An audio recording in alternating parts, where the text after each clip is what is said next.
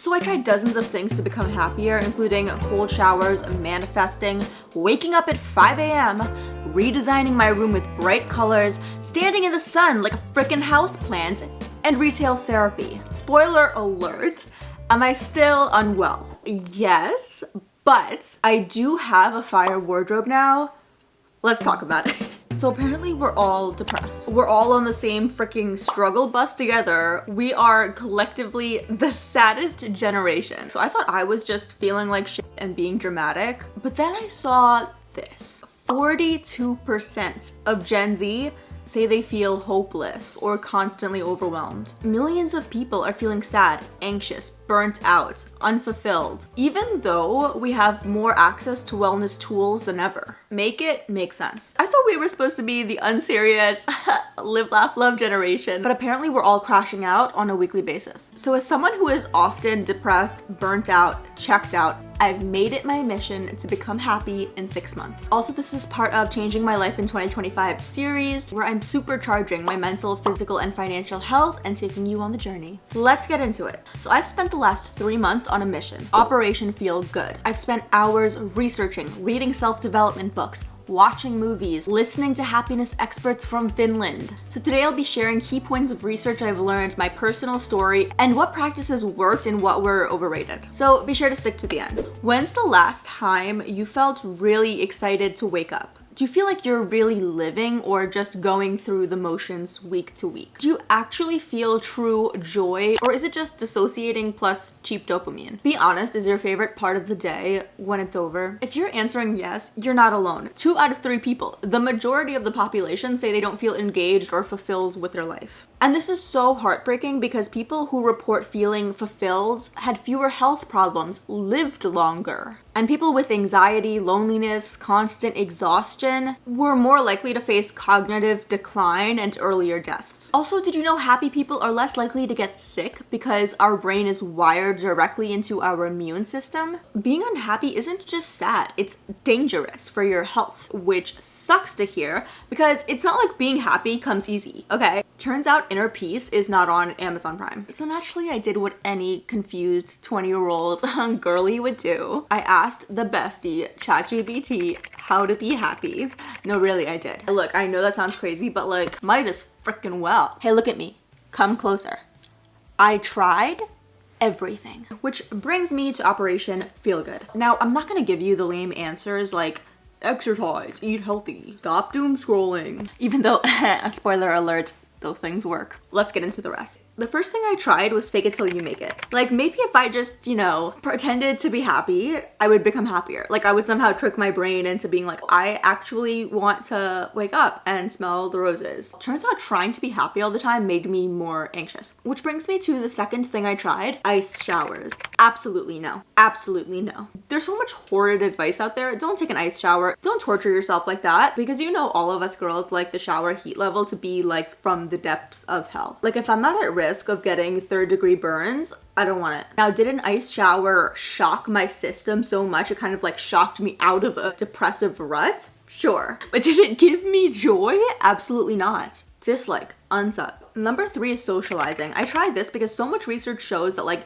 talking to a friend on the phone for 10 minutes can totally change your mood. Research shows that one of the worst things you can do when you're depressed is isolate. Now I know this gets tricky because when you're depressed, burnt out, checked out, you just want to get into your covers and curl into a ball. When I'm that level of depressed, like going to dinner with friends, going to a party doesn't help.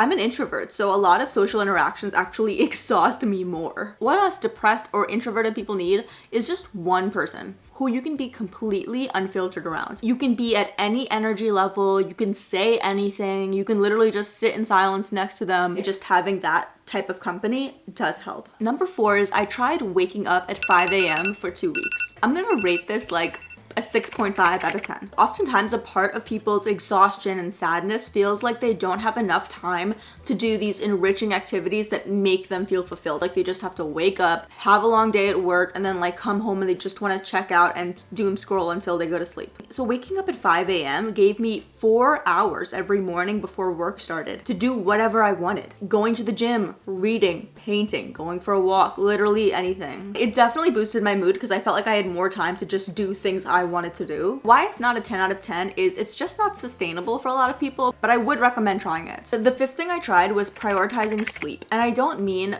prioritizing getting a full 8 or 9 hours. I mean the quality. Because when I don't sleep, every minor inconvenience becomes like a Greek tragedy. I'm gonna paste a screenshot of my Amazon purchase history. I literally tried like 7 different pillows to find the perfect height, angle, support for my neck. This is life-changing. Also, in my research, I learned that most people are sleeping in a temperature that's way too hot for like the ideal quality sleep. Tell me why I was sleeping at like 71 degrees and thought that was normal. Turns out science shows that the ideal temperature for sleeping is between 60 and 65 degrees Fahrenheit. It's revolutionary. I became like 17% less miserable. The sixth thing I really invested in is coffee. 10 out of freaking 10. Before this, I was playing a daily game of am I depressed or am I just tired? Sleep and mood are besties. If you don't sleep well, your brain's emotional regulation system goes haywire. You're gonna be way more sensitive to stress, anxiety, feeling hopeless, feeling irritable, like you wanna punch your coworker. So, I bought an espresso machine. Best $100 I've ever spent on my life. First of all, it saved my bank account because I was buying like $7 Starbucks drinks every day. Having good coffee at home changes the way you start the day. It gave me a pep in my step. It didn't make me happy, but it gave me the energy to do the things that make me happy. Like, coffee's not gonna give you purpose in life, but on the days you're depressed and bed rotting, it will get you vertical. Number 7 is quick. Try feeling depressed while you're listening to Wicked's Defying Gravity or some Whitney Houston. I wanna dance with somebody. Number 8 is manifesting. Depression isn't just about feeling sad, it's often about feeling nothing. No excitement, no hype, no like, oh my gosh, I can't wait for blah blah blah. It's like your brain forgot how to get excited about things. You stop looking forward to things because everything just feels like another task. So I manifested by creating a vision board, and it literally forced me to like physically piece together a future that I was looking forward to. Number 9 is one of my favorites. It's cleaning and redecorating your room. First of all, just clean your damn room. I promise physical decluttering will help with your mental decluttering. But turns out your bedroom walls could be lowering your serotonin. You know the TikTok term like, oh, she's in her sad beige era? That's me. She was me. And so in my research, I learned about color theory. Color actually plays a huge role in how we feel. Like, this is not talked about enough. It's not just like Pinterest vibes and pseudoscience. Your brain scanning a room and seeing colors like orange and yellow often results in like subconsciously feeling more energetic, optimistic, while cooler tones like blue and green promote calm and peace. There's a study from 2021 that found that people who decorated their room with bright, warm colors like yellow and orange reported significantly higher happiness scores. And environments with beige, gray, black were directly correlated with people who had higher feelings of sadness, anxiety, stress, depression. So I completely redesigned my room with bright colors and like funk and personality and quirkiness, and I cannot recommend this enough. I swear I can literally feel the dopamine when I look around my room and see these colors. Number 10 is retail therapy. This is a tricky one because it didn't make me happy, but I do cry in cuter clothes now.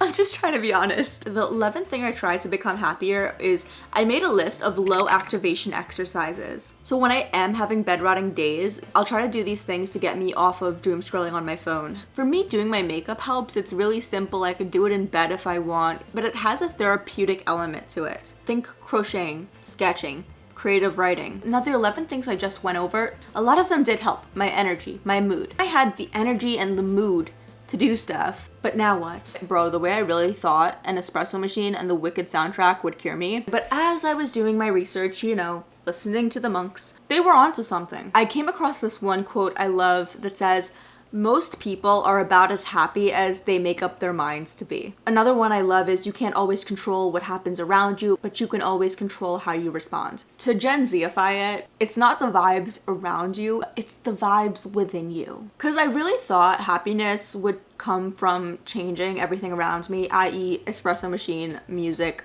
my bedroom colors, but it was really about changing how I related to myself. True happiness isn't in a vacation or a promotion or a relationship. It's how I talk to myself on a Tuesday.